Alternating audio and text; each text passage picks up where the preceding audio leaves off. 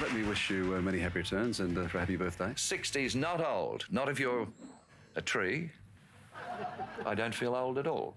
But I am 60, Ray. Thank you for your good wishes. Graham, are you in retirement, semi-retirement, or just between TV spasms, as you like to call it? No, I'm retired. Well, at least I thought I'd retired until now. The network nagged and nagged and nagged about this. And I got ridiculous faxes from people saying, we want to honour you. We want to honour your contribution to the industry.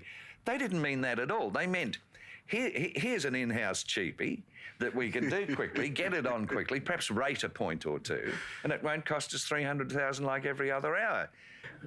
But could you deny that you enjoy the mantle of being the king of television still, even No. I didn't call myself king.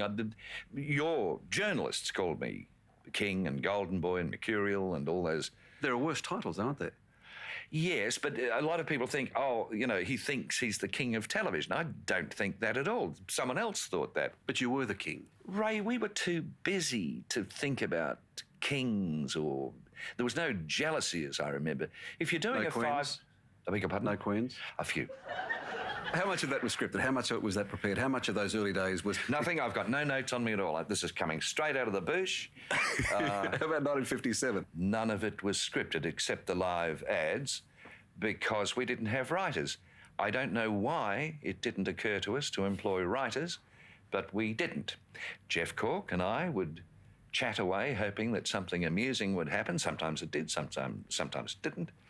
Then you threw to the singer, and then you did a live ad, then you had the juggler. It's a bit like, what you used to do in the afternoon. That you were breaking the rules, if there were rules of television, that in fact you were doing something revolutionary? None of us knew anything.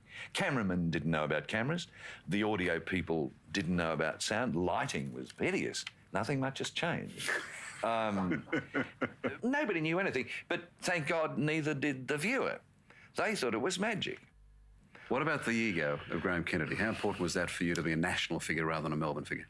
I don't believe that came into it, Ray. As I say, we were all too busy doing it. The money? Was it huge as reporter, or was that part of the press machine? It kept going up. Dressing rooms got bigger. Caravans got big, presents here, flowers, cigar, stuff.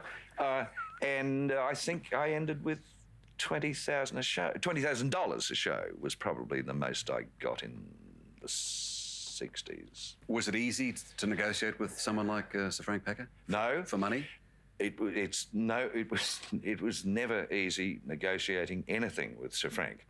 I've never been more frightened of anyone in my life. Did he know who you were, though? Sir Frank? Oh, I think he thought, the little in Melbourne. And he'd call me Brian a lot, too. I think on purpose. How would you like to be remembered on your 60th birthday? Well, I was actually hoping, Ray, that everyone might forget. I'd like to be able to go shopping, even now. I'd like to be able to go to a restaurant without people coming up. I suppose it's never going to happen. I would really like to be forgotten, if that's possible. All right, well, yeah, you won't be.